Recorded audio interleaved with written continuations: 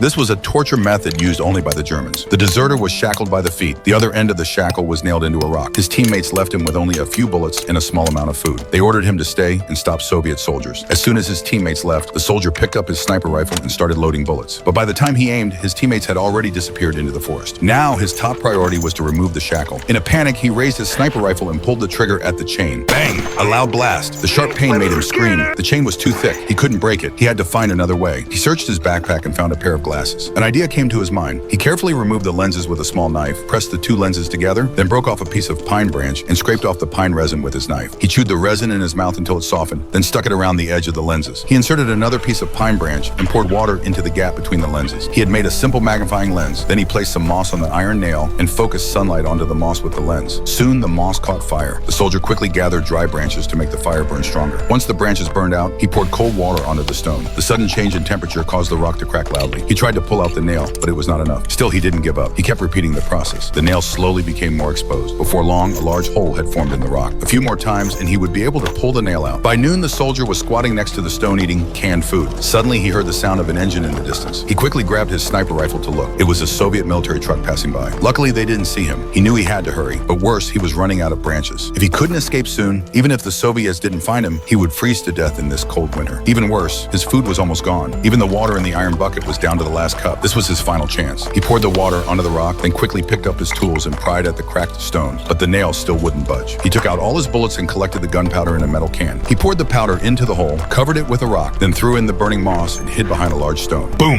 The gunpowder exploded with white smoke. He quickly got up to check, but the nail still wouldn't move. Frustrated, he kicked the nail twice in anger. It still didn't move. Then he used his gun strap to hook onto a distant rock. He grabbed the rock with both hands and smashed it against the nail. From day to night, he kept striking it. His hands were covered in blisters. Finally, he tried again. The nail started to loosen. With one strong pull, he yanked the nail out. He was finally free.